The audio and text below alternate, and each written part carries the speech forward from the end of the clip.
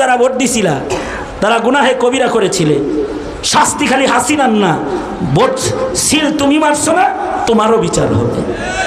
ঠিক বললো ঠিক, না বললো এটাই ঠিক, আল্লাহ দিলে। বেঠিক কথা মাইকটা কইতেছি নাকি বেটা? সামনেও তুমি ভোট কারে দিবা?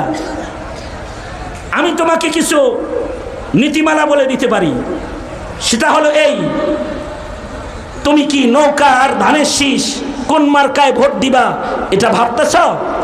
আমি তোমাকে সহজ সলিউশন দিয়ে দিই, তুমি কোনো শয়তানরে ভোট দিবা না।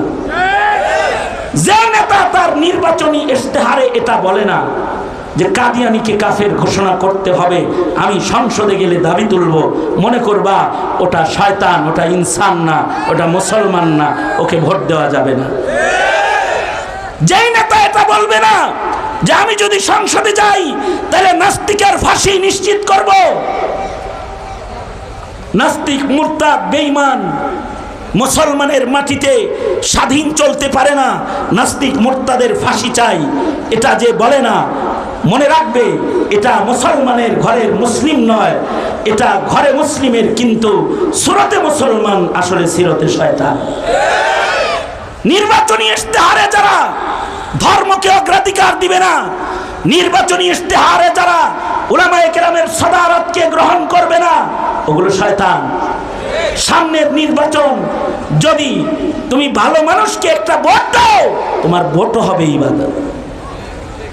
শুধুই মাত্র তোমার ভোট ইবাদত তা নয়, তোমার ওযু, তোমার ইস্তেনজা, তোমার গোসল, তোমার খাবারের লোকমা, তোমার ঘুম, তোমার জাগ্রত থাকা, তোমার চলাফেরা, তোমার ওঠা বসা, সব আল্লাহ ইবাদত বানাইছেন।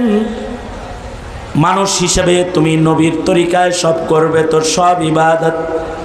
আর যদি নবীর তরিকার বাইরে করো তাহলে এটা তোমার জন্য মাসিয়াত। মনে রাখবি, তামাশা করার জন্য আল্লাহ তাআলা তোমাকে বানায় নাই, আল্লাহ তোমাকে একটা মাকসাদে বানায়ছেন। ওয়ামা খালাকতুল জিন্না ওয়াল ইনসা ইল্লা লিয়াবুদুন। আল্লাহ যে উদ্দেশ্যে আমাদের বানাইছেন, সেই উদ্দেশ্যকে বুঝে, সেই উদ্দেশ্যকে বাস্তবায়ন করার ক্ষমতা, শক্তি, তৌফিক আল্লাহ আমাদের দান করুক। এটাই হোক আমাদের জিন্দেগির শপথ, তবেই নাজাতের পথ খোলা। ও আখিরু দাওয়ানা আলহামদুলিল্লাহি রাব্বিল আলামিন। আসসালামু আলাইকুম ওয়া রাহমাতুল্লাহি ওয়া বারাকাতুহু।